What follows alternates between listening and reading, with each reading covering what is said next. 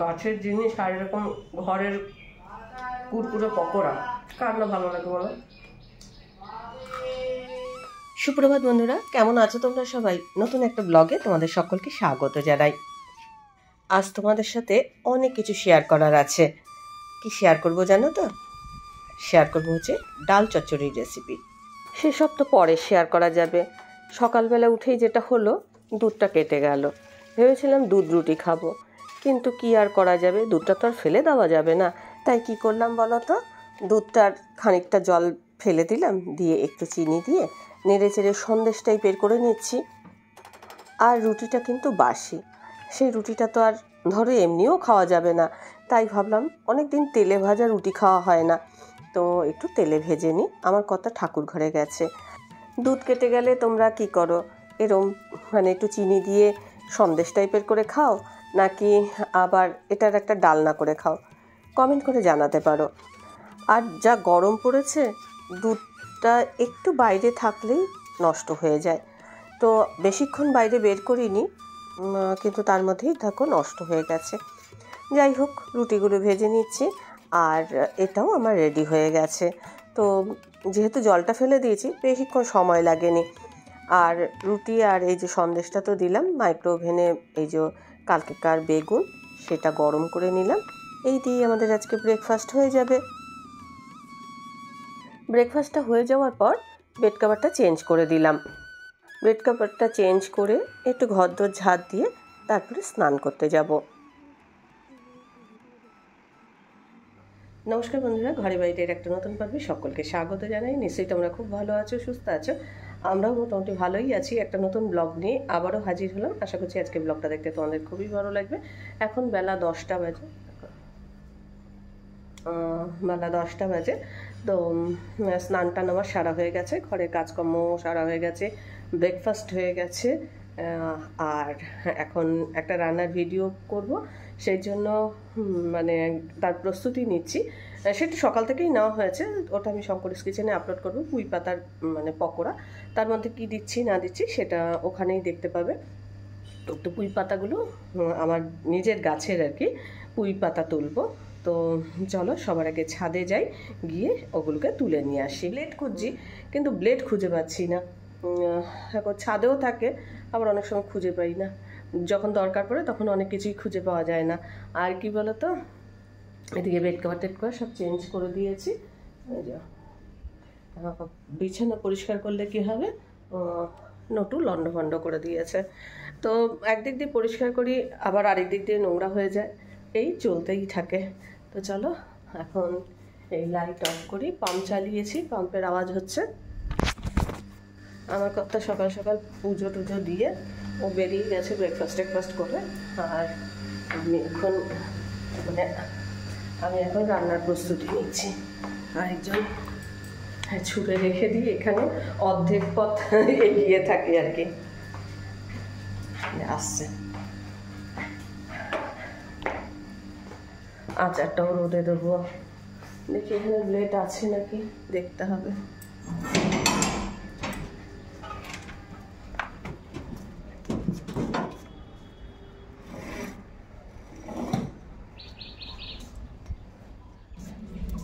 আমার কথা ঠাকুর পুজো দিয়েছে, কিন্তু সেই জবাটা মনে হয় খেয়াল করেনি।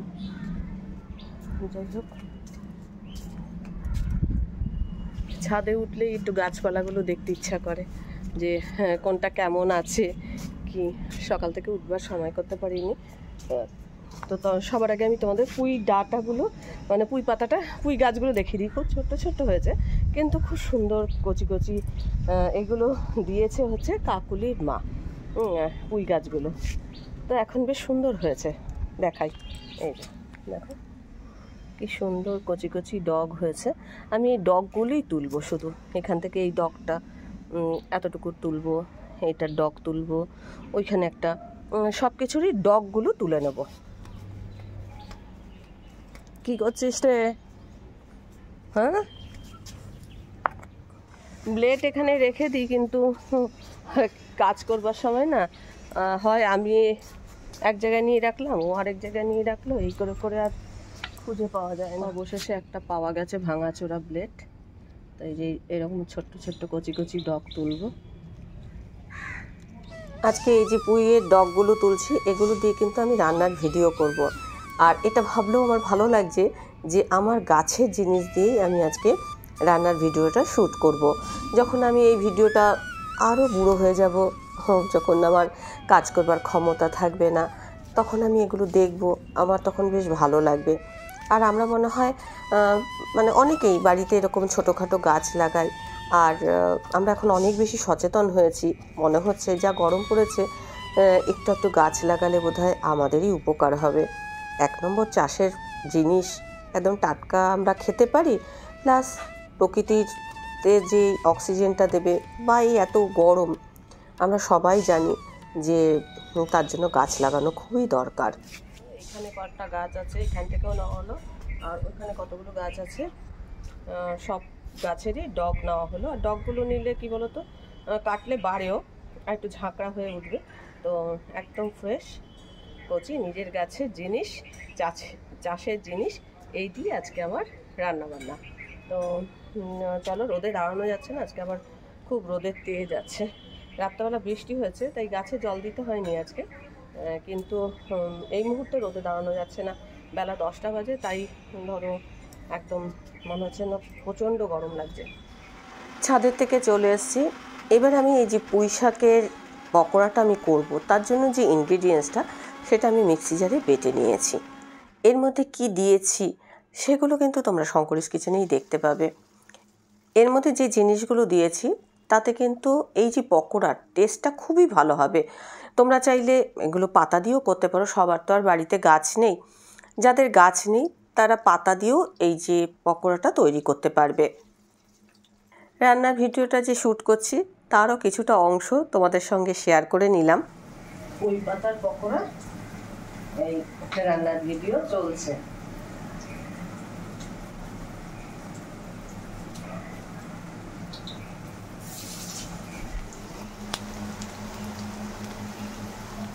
পুঁই পাতার পকোড়া কমপ্লিট হয়ে গেল। আর অর্ধেক খেয়ে আর কি ভিডিওতে তো দেখাতে হয় একের সময়, তো তোমাদেরও খেয়ে একটুখানি দেখাচ্ছি যে কি কুরকুরে, কি সুন্দর হয়েছে। আওয়াজ পাচ্ছ নিশ্চয়ই, এত কুরকুরে এত সুন্দর হয়েছে, দারুণ লাগছে খেতে। অবশ্যই শঙ্করিস কিচেনটা ফলো করে রেসিপিটা ট্রাই করো। পাতা দিয়েও হবে, ডগ দিয়েও শুধু না, পাতা দিয়েও হবে। সুপার ছিল, মোটামুটি সব ডগই নিয়ে নিয়েছি। আর এই পকোড়া ভাজতে ভাজতে মার কথা মনে হচ্ছিল। মা কী করতো, মানে আমি যখন এইসব পকোড়া টকোড়াগুলো ভাজতাম, আগে বসে থাকতো কখন খাবে। হ্যাঁ, তো যাই হোক, আজকে নিজে একা একা যখন খাচ্ছি মনে হচ্ছে যে মানে ফার্স্ট পকোড়া টকোড়াগুলো ভেজে ওই মাকেই দিতাম, দেখুন তো কেমন হয়েছে, বসে বসে টিভি দেখতে দেখতে খেত, আর মানে ফিডব্যাক দিত আমায়। আর মসুর ডালটা সেদ্ধ বসিয়ে আমি ভিডিও এডিটিং করবো, মানে এই যে ভিডিওটা সেটার এডিটিং শুরু করে দেবো। কারণ আজকে আমি ভেবেছিলাম যে 12টার মধ্যে যদি ভিডিওটা আমি এডিট করে কমপ্লিট করতে পারি, তাহলে আমি ধরো শঙ্করিস কিচেনে এটা আপলোড করে দেবো, আজকেরটা আজকেই আপলোড করব। আর যদি না করতে পারি তাহলে কালকে আর কি পরের দিন আমি আপলোড করবো। আজকে হচ্ছে বুধবার। তো সকাল থেকে না ভাবনা থাকে যে আমি কি করব, আজকে কি রান্না করব। প্রত্যেক মানুষেরই একটা ভাবনা থাকে, আজ কি রান্না করব, আজ আমার ঘরে কি আছে। আমার কথা এমনি আজকে অনেক তাড়াতাড়ি বেরিয়ে গেছে, 8:30 বেরিয়ে গেছে, আজকে মর্নিং ওয়াকেও যায়নি। তো ও বেরিয়ে গেছে। আমি আজকে বলেই রেখেছিলাম যে আজকে ঘরে যা যা আছে তাই দিয়েই করব। আর সেটা রান্নার ভিডিওই বলো আর ব্লগে যে আমি রান্না করব, সেটা দুটোই আর কি আমি মানে এতেই দেখাবো আর কি, এটা আমি বলে রেখেছিলাম। তো ওই জন্য ওরও অতটা চাপ ছিল না। আর কালকে যেহেতু ডিম খেয়েছি, আজকে মনে মনে ভাবলাম একটু নিরামিষ খাই। ডাল অনেকে তো ধরো আমিষ হিসাবেও ধরে, যেহেতু মসুর ডালে প্রোটিনের পরিমাণটা বেশি থাকে, তা অনেক উইডোরা মসুর ডাল খান না। কিন্তু আবার অনেকে মানে সেটা গাছের যেহেতু হয়, সেহেতু মসুর ডালটাকে মানে কি বলবো, আমিষ খাবারের মধ্যে ধরে না। ব্লগের শুরুতেই তোমাদের বলেছিলাম যে আমি আজকে মসুর ডালের চচ্চড়ি করব। তো মসুর ডালের চচ্চড়িটা করার জন্য মসুর ডাল তো মানে লাগবেই। ডালটা আগে ভালো করে ধুয়ে আমি পরিষ্কার করে নেব, তারপর ডালটা আমি সেদ্ধ বসাবো। আর এই যে ডাল ধোয়া জল আমি এটা রেখে দেবো, গাছের গোড়ায় দেবো। আমার মনে হয় আজকাল অনেকেই সচেতন এই ব্যাপারে হয়ে গেছে। গাছের জন্য মানে মানুষ ভাবনা চিন্তা করে, প্লাস জলও বাঁচাবার জন্য এই ব্যবস্থাগুলো মোটামুটি অনেকেই করে। আর জলেরও যা ক্রাইসিস হচ্ছে কি বলবো, আমার ছেলে ব্যাঙ্গালোরে থাকে, জলের তো খুব ক্রাইসিস। ও বলছিল বোরিংয়ে ধরো জল তুলছে, লেয়ারই পাচ্ছে না। বলছে যে 15 দিন ধরে মানে সেই কাজ চলছে, কিন্তু জলের যে লেয়ার সেটা পাওয়া যাচ্ছে না। তাহলেই বোঝো আস্তে আস্তে তো জলও শেষ হয়ে যাবে। আমাদের সেই ব্যাপারটাতেও সচেতন থাকতে হবে। দুটোই, ধরো আমরা গাছ লাগালে আমাদের পরিবেশটা ঠান্ডা থাকবে, আমাদের নিজেদেরই ভালো হবে। আর আমরা সবাই চাই, আমাদের নিজের ভালো কে না চায় বলো? তো আমরা মানে মোটামুটি সবাই এই ব্যাপারে আস্তে আস্তে কিন্তু সচেতন হচ্ছি। তো দেখো মুসুর ডালটা আমি এমন পরিমাণেই জল দিয়েছি, খুব বেশি জল দিয়ে সেদ্ধ করিনি। ডালটা এমনভাবে সেদ্ধ করতে হবে, ডালটা কিন্তু গোটা গোটা থাকবে, কিন্তু ডালটা পুরোপুরি সেদ্ধ করব না। ধরো 80% ডালটা সেদ্ধ হবে। এইরকমভাবেই কিন্তু তোমরা ডালটাকে সেদ্ধ করে নেবে। ডালটা সেদ্ধ হওয়ার পর আমি একটা ছাঁকনির সাহায্যে এক্সট্রা জলটা আমি ছেঁকে নিচ্ছি। আর দেখো ডালটা আমি তোমাদের একবার কাছের থেকে দেখিয়ে দিলাম কেমন সেদ্ধ হবে। ডালটা একটু ঠান্ডা হোক, তারপরে এর প্রসেসিংয়ে যাব। গরম ডালটা তো আর বাটা যাবে না, সেই জন্য একটু ঠান্ডা হওয়া দরকার। আর সেই ফাঁকে বসে থাকবো কেন, সেই ফাঁকে মনে মনে ভাবলাম বোতলগুলো ভরে নিই। বোতলগুলো সব খালি হয়ে গেছে। আর দেখবে গরম যতই বেশি পড়ে তত কিন্তু জলও লাগে। তোমার একটু পরপরই মনে হবে একটু জল খাই জল খাই। আর হাতের গোড়ায় জল থাকলে জলটা খাওয়াও হয়ে যায়। কিন্তু কিছুটা জল ফ্রিজে রাখি, একটু ঠান্ডা ঠান্ডা খেতেও মাঝে মাঝে ভালো লাগে। আর কিছুটা এরকম মাইক্রোওভেনের পাশে রেখে দিই, রান্না করতে করতে মাঝে মাঝেই আর কি একটুখানি ধরো জল খাওয়া হয়।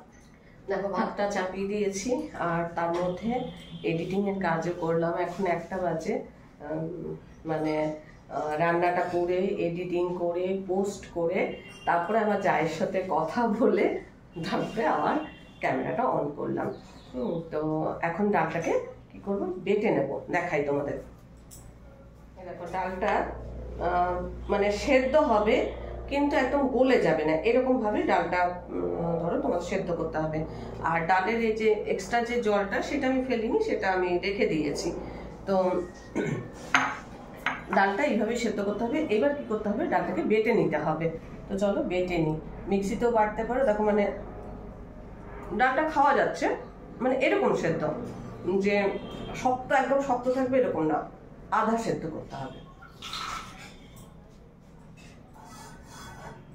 এদিকে ভাতটাও হয়ে গেছে, মানে একটা ফুটিয়ে নামিয়ে রাখবো। আর ডালটাকে এখন বেটে নেবো। মিক্সিতেও বাটতে পারো, শিলেও বাটতে পারো। তো আমি আজকে এটা শিলেই বাটবো। দেখো এখন আমি মুসুর ডালটাকে বেটে নেব। তো মুসুর ডালটা তোমরা শিলনোড়াতেও বাটতে পারো, আবার মিক্সি জারে দিয়েও বাটতে পারো। তো আমি শিলেই বাটতেই বেশি পছন্দ করি, মানে সেই জন্য আমি শিলে বেটে নিচ্ছি। আর আজকে কী করেছি বলো তো, ভাবলাম একটু দাঁড়িয়ে দাঁড়িয়ে বাটি। তো শিলটাকে একদম ওই আমার কাউন্টার টপের উপরে তুলে নিয়েছি। অনেকেই দেখি এরকম দাঁড়িয়ে দাঁড়িয়ে বাটতে। তো দেখো অনভ্যাস যেটাতে ধরো অভ্যস্ত, সেই কাজটাতেই কিন্তু ভালো পারে। তা আমি দেখলাম দাঁড়িয়ে দাঁড়িয়ে আমার বাটতে খুবই অসুবিধা হচ্ছে। তারপরে আমি কি করলাম, শিলটাকে আবার নিচে নামিয়ে নিলাম, নিয়ে আবার সেই যেরকমভাবে বসে বাটি আমি সেইভাবেই বসে বাটলাম। আর এইগুলো তো একদম নরম হয়ে আছে, বাটতে খুব একটা অসুবিধা হবে না। কিন্তু তুমি তোমার খুশি মতো শিলেও বাটতে পারো, বা মিক্সি জারে দিয়ে বাটতে পারো, সেটা তোমার খুশি মতো তুমি করবে। তো দেখো আমার বাটাটা হয়েই গেছে। আর বাটাটা দেখো দেখে মনে হচ্ছে যেন ডাল যেরকম বাটলে যেরকম দেখতে লাগে, অনেকটা ওইরকম টাইপের দেখতে লাগছে। এদিকে দেখো কাঁচা লঙ্কা, আদা আর রসুন, এটাও আমি কিন্তু বেটে নেব। এই রান্নাটা করতে গিয়ে আমি তোমাদের একটা কথাই বলি, যে যারা ধরো রসুন খেতে পছন্দ করো তারা ট্রাই করো। আমার যেমনি রসুনের ফ্লেভারটা ভালোই লাগে, আমার ছেলে তো ভীষণই পছন্দ করে, আমার স্বামীও ভালোবাসে, সেজন্য আমার ক্ষেত্রে এটা কোনো অসুবিধা নেই। কিন্তু যারা ধরো রসুনের ফ্লেভারটা পছন্দ করো না, তারা এই রান্নাটা ট্রাই করো না। কেননা এর মধ্যে কিন্তু কাঁচা রসুনই যাবে। এই যে কাঁচা মশলাটা, এই মশলাটা কিন্তু ডালের মধ্যে মেশাতে হবে। তো দেখো বাটাবুটির পর্বটা আমার শেষ হয়ে গেল। এবার আরও কিছু ইনগ্রিডিয়েন্টস মেশাতে হবে। এখন আবার এই টেবিলে চলে এলাম। তো এর মধ্যে নুন তো দিতেই হবে, এর মধ্যে কিন্তু কোনো তেল যাবে না। আর আমি এর মধ্যে গন্ধরাজ লেবুর রস দিয়েছি। গন্ধরাজ লেবুর রস আর এই যে মানে কাঁচা মশলা সব কিছু মিলে টিলে এটা কিন্তু একটা অন্যরকম ফ্লেভার দেবে, ভালো লাগবে। এখানে আমি গোটা গন্ধরাজ লেবুর রসই কিন্তু এর মধ্যে মাখিয়েছি। তো দেখো পুরো মাখা হয়ে গেল, ডাল চচ্চড়িটা আমার রেডি হয়ে গেল। এটা কিন্তু দেখো এরকম একদম একটু আটো আটো মতো লাগবে, এরকম। এই যে মসুর ডাল চচ্চড়ি রেডি। আর যারা রসুন ধরো ফ্লেভার পছন্দ করো না তারা ট্রাই করো না, কিন্তু রসুনের ফ্লেভার পছন্দ করলে এটা মানে দুর্দান্ত লাগবে খেতে। মানে এটার মধ্যে এই যে মানে কাঁচা আমি মশলাটা মেশালাম, এই মশলাটার ফ্লেভারই কিন্তু খুব ভালো লাগবে, একদম অন্য রকমের। এর মধ্যে না এক ফোঁটা তেল আছে না কিছু আছে। তোমরা অবশ্যই ট্রাই করো, ভাতের সাথেও ভালো লাগবে, রুটির সাথেও ভালো লাগবে। তো আমরা আজকে দুটোর সাথেই খাবো, ভাতের সাথেও খাবো আবার রুটির সাথেও খাবো। তো এই আর কি। এখন কটা বাজে? 1:45 মতো বাজে। তো আমার কর্তার আসার সময় হয়ে গেছে। তো আমার মোটামুটি রান্নাবান্নাও কমপ্লিট। এই দুটো পদই করলাম, দু জায়গায় দুটো রেসিপি শেয়ার করলাম, মানে অনেকটা খাটুনি। একটু টক দই নিয়ে নেবো আজকে। তো দেখো এই যে দইও আছে, তো শেষ পাতে একটু দই খাবো। আর গরমও পড়েছে, অসম্ভব গরম পড়েছে, মানে এত ঘাম হচ্ছে কি বলবো। ধরো পাখা অফ করে একদম থাকা যাচ্ছে না, কিন্তু কিছু কিছু সময় আমাকে পাখা অফ করে কাজ করতে হয়। কারণ যখন আমি ভয়েস ওভার দিই তখনও আমার পাখা অফ করে কাজ করতে হয়। আবার এই যে এখন কথা বলছি, আর আমাদের পাখাগুলো না ভীষণ আওয়াজও হয়, যার জন্য আমাকে পাখা অফ করেই কাজগুলো করতে হয়। তো আবার মনে হচ্ছে দরজা জানলা আবার বন্ধ করে আবার মানে একটু ঘরটাকে কি বলবো অন্ধকার অন্ধকার করে রাখতে হবে। কেননা কালকে রাতেও বৃষ্টি হয়েছে, কিন্তু আজকে কিন্তু গরম কমছে না, আজকে কিন্তু বেশ গরম আছে। আচ্ছা, এর মধ্যে তো আমি রসুন দিয়েছি, কিন্তু রসুনের সঙ্গে আমি যে গন্ধরাজ লেবুটা দিলাম, মানে এই দুটোর কম্বিনেশনে না মানে এটা একটা সুন্দর গন্ধ হবে। তোমরা এটা ভাববে না যে কাঁচা রসুনের গন্ধটা কি করে খাবো, হ্যাঁ, কিন্তু সব রকম মেশানোর পর এটা একবার ট্রাই করে দেখো। মানে ট্রাই করার পর কিন্তু আমাকে কমেন্ট করে অবশ্যই জানাবে যে তোমাদের কেমন লেগেছে মসুর ডালের চচ্চড়ি। রান্নাবান্নার কাজ সারা হয়ে যাওয়ার পর কয়েকটা বাসন পড়েছিল, সেই বাসনগুলোকে মেজে নিচ্ছি। আর রান্নাঘরটাগুলোও একটু পরিষ্কার করে তো নিতেই হবে। তবে ভাতটা এখনও ফোটানো হয়নি, ভাতটা ফোটানো হয়ে গেলে একবারে রান্নাঘরটা পরিষ্কার করব। আর আমার কর্তাকে ফোন করলাম, বললো যে আরও আধ ঘন্টা দেরি হবে। তো ততক্ষণে ধরো আমি ভাতটা ফুটিয়ে নিয়ে নটুকে খাইয়ে টাইয়ে নেবো। আর বাসনগুলোও ধরো তোলা হয়নি, কত কাজ থাকে বলো। তারপরে রান্নার ভিডিও শ্যুট করে তারপরে তার এডিট করে আজকে পোস্টও হয়ে গেল, তাহলেই বোঝো কতটা পরিশ্রম করতে হয়। এদিকে দেখো ভাতটাও হয়ে গেছে, এইবার আগে নটুকে খাইয়ে নেব।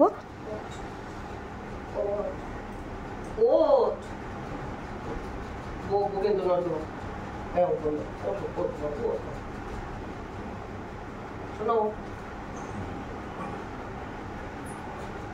ও যে আসছে, কিন্তু আসছে আসছে।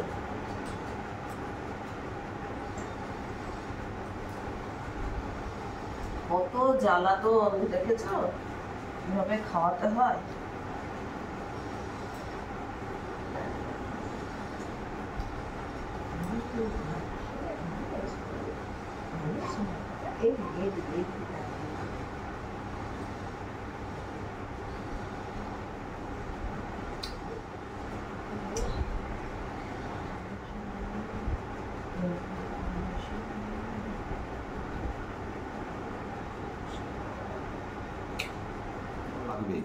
দারুণ লাগবে, ভালো লাগছে না? আমার তো ভালো লাগছে।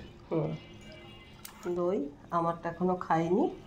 আর এই হচ্ছে পকোড়া। কিন্তু এই ডালটা কিন্তু তেল ছাড়া, মানে যেটা খেলে এক ফোঁটা তেল দেওয়া নেই। রসুন গন্ধটা অসাধারণ লাগছে, ভালো লাগছে তাই তো। নুনটা করে, হ্যাঁ নুন মানে এটা রেখে দিলাম, লাস্টে খাবো। আরও আছে তো, এই যে বিকেলের জন্য রেখেছি। ব্লগটা দেখে ভালো লাগলে অবশ্যই একটা লাইক দিও, প্রচুর প্রচুর শেয়ার করো। আমার চ্যানেলটা ভালো লাগলে অবশ্যই সাবস্ক্রাইব করে নিও। আজকের পর্বটা আমি এখানেই শেষ করছি, দেখা হবে নতুন একটা পর্ব নিয়ে, নতুন কিছু নিয়ে। ততক্ষণের জন্য টাটা। আওয়াজ পাচ্ছ তো কিরকম কুড়কুড়ে হয়েছে, গাছের তোমার পুঁই শাক।